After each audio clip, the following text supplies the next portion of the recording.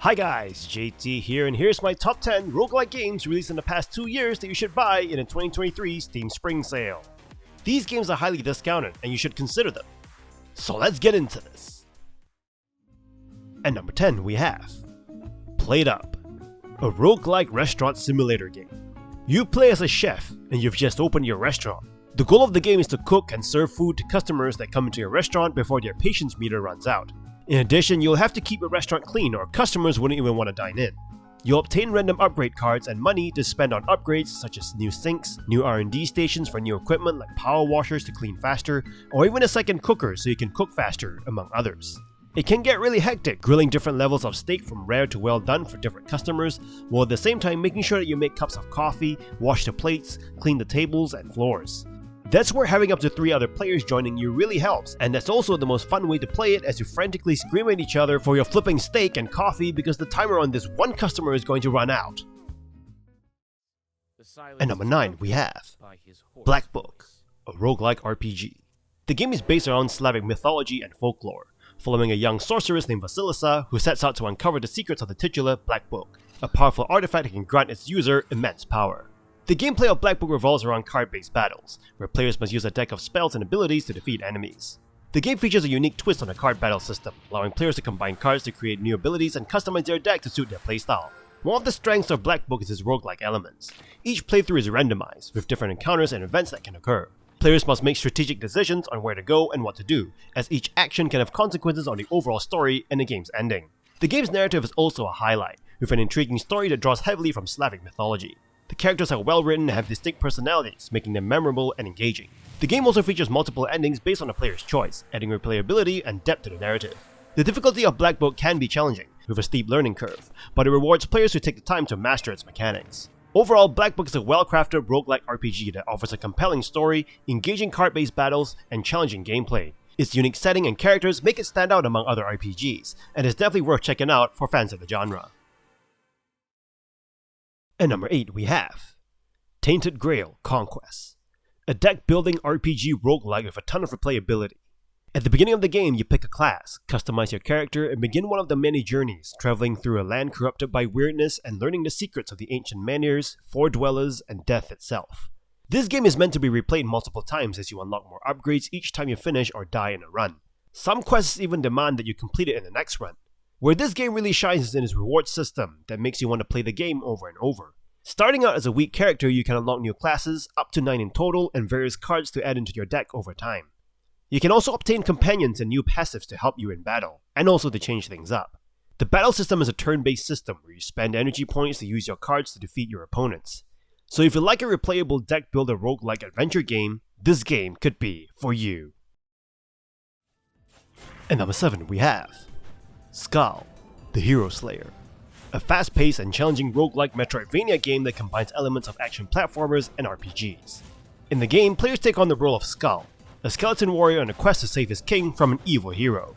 At its core, Skul is a classic roguelike game that features procedurally generated levels, permadeath, and randomized loot. Each playthrough is unique, with different enemies, environments, and items to discover.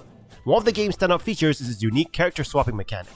Skul has the ability to transform into different characters, each with their own unique abilities and playstyles. This adds a layer of strategy to the game, as players must choose the right character for each situation. Skul also features a deep and rewarding upgrade system that allows players to customize their character and playstyle. By collecting coins and items, players can unlock new abilities and upgrade their existing ones, making them more powerful and versatile. Overall, Skul the Hero Slayer is a fantastic addition to both roguelike and Metroidvania genres. Its fast-paced action, challenging gameplay, and unique character swapping mechanics make it a must-play. At number 6 we have Loop Hero, an adventure auto-battler roguelike. The story goes that the world has ended thanks to the Lich. You play as a single hero in an empty void without any memories of how the world was. Anyway, you set out to recreate everything, exploring the world to rebuild when you get to the boss of each zone. It is quite unique in a way that the game automatically moves you through the empty world, fighting off slimes and other enemies in auto battles. Yes, you don't control your character and it is determined by stats. Defeating your enemies grants you experience points and spoils. You can use your spoils to obtain new equipment like weapons, shields, and other items, and cards to help you with your expeditions. As you rebuild mountains, forests, villages, vampire mansions, and lighthouses with random cards that you collect along the way, you'll make yourself stronger, unlock new monsters to fight, among other benefits. Upon death or return to your settlement, you can use your materials that you've obtained to improve it, like building new facilities to add new functionalities. There are also unique classes to choose from to keep your gameplay somewhat fresh. And number 5 we have Clone Drone in Danger Zone, a roguelike game that takes a unique approach to the genre. Players control a human consciousness that has been transferred into a robot gladiator, fighting for survival against waves of enemies in procedurally generated levels. The game is fast-paced, action-packed, and features permadeath, ensuring that every playthrough is a fresh challenge. Players must utilize their robot's various weapons and abilities to defeat enemies and progress through the levels. The game's combat system is easy to pick up, but challenging to master, with a range of enemies that require different strategies and approaches. One of the game's standout features is its upgrade system. By collecting tokens and defeating enemies, players can unlock new weapons and abilities for their robot, allowing them to tackle increasingly difficult challenges. The game's permadeath system adds a sense of tension and risk to the gameplay. Players must be careful and strategic in their actions, as one wrong move can result in starting the game over from scratch. Overall, Clone Drone in the Danger Zone is a fun and engaging roguelike game that offers a unique twist on the genre, with its fast-paced combat, challenging gameplay, and upgrade system. The game's unique approach and permadeath system provide a fresh and exciting experience with every playthrough. And number 4 we have Griftlands, a deck-building roguelike with plenty of elements of other genres in it. This game features an addictive roguelike loop, a strategic deck-building combat, surprisingly great stories for roguelikes that feature multiple storylines and RPG elements. All of this is blended into an awesome package as each story of the 3 different characters are interesting to play through, and will have you coming back for more. This game is ultimately a deck-building roguelike. You earn random cards battle by battle until you lose, and you repeat with better cards in tow. Even though the general outline of each story is the same every time you start a new run, procedurally generated missions, characters involved, and random encounters make each run unique. Victory is not all about stabbing people in the chest, nor about ripping their bloody hearts out. It is also about social encounters called negotiations. Both the negotiation and turn-based combat require you to curate and upgrade specific decks for each purpose.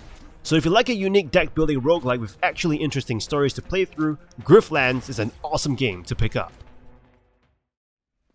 And number 3 we have Paint the Town Red, a fighting game that has 2 game modes. One is the scenario mode, but the second game mode called Beneath mode is the one that we'll talk about today. Firstly, to touch upon the game mechanics, basically you go around beating people or beasts up with your fists and a variety of environmental objects, and watch as you dismember their bodies one piece of flesh at a time and their blood splattering all over the map, thus the name of the game. You travel through 7 areas, beating various beasts up to complete one goal, killing all 4 elder gods that has plagued the world above with the beasts beneath it. You will have 5 different classes to choose from, each with their own powers and abilities. Each area has varying amounts of levels which are procedurally generated. There is quite a bit of variety to the enemies, each of varying degrees of difficulty. You also have access to shops to buy upgrades, items, enchantments for weapons and shields, a lighting station that provides players with a guiding light, and a pursuer summoning station to summon the pursuer. The biggest draw of the Beneath mode is that you can party up to 3 other players, so you can bust beasts up, die, and respawn together. It can actually be quite addictive. And number 2 we have Inscryption, a unique and innovative roguelike game that blends elements of card games, escape rooms, and psychological horror. The game is set within a mysterious cabin in the woods, where players must navigate a series of increasingly difficult challenges and puzzles. The game's core mechanics revolve around a deck-building card game, where players must use their wits and strategies to defeat their opponents and progress through the game. However, as the game progresses, the stakes get higher, and the line between the game and reality becomes increasingly blurred. One of the game's standout features is its permadeath system. Each playthrough is unique, with procedurally generated levels and a range of different cards to collect and use. However, if players die, they must start the game over from the beginning, with a new deck and new set of challenges to face. The game's puzzles and challenges are well designed, with a range of obstacles that require careful planning and strategy to overcome. The game's horror elements also add to the atmosphere, with creepy sound effects and eerie visuals that keep players on edge throughout the game. Overall, Inscryption is a fascinating and engaging roguelike game that defies traditional genre conventions. Its blend of card game mechanics, escape room puzzles, and psychological horror elements create a unique and compelling gameplay experience. This game's permadeath system and procedurally generated levels provide excellent replay value, while its eerie atmosphere and engaging storyline keep players hooked from start to finish. And number 1 we have Vampire Survivors, the game that costs less than your cup of coffee, and yet it is so addictive it's almost like a drug. Your only control is to move your vampire character around and avoid getting hit. Your weapons trigger and attack your enemies on their own. Thousands upon thousands of enemies that swarm you at once, and watching your weapon and abilities murder every single one of them is so addictive and satisfying, while a 30-minute countdown timer will spell your inevitable doom. You also have a cast of vampires to unlock and choose from, each of their own sets of weapons and abilities. You will find yourself addicted to collecting these little blue gems that give you experience points that you can use to unlock new weapons, passive abilities, or upgrading your existing weapons. Now, instead of killing hundreds of enemies at once, you're killing thousands with flashier moves. You can even evolve weapons by combining weapons together, creating some even deadlier combinations and even flashier moves, killing tens of thousands of enemies this time. The map will eventually get absolutely chaotic, and you'll find yourself screaming as you try not to get hit by the enemies that are getting tougher each time, until you eventually die. Once you die, you'll get to spend your ton of gold to upgrade your stats, unlock new vampires, and improving your chances of survival in the next run. It doesn't look like much, but believe me, once you start and get into it, you'll be so addicted that all you want to do is collect blue gems and upgrading your character. Do you agree with this list? What other games are in your wishlist this spring sale? Let me know in the comments below. Don't forget to like and subscribe, and I'll see you guys in the next video.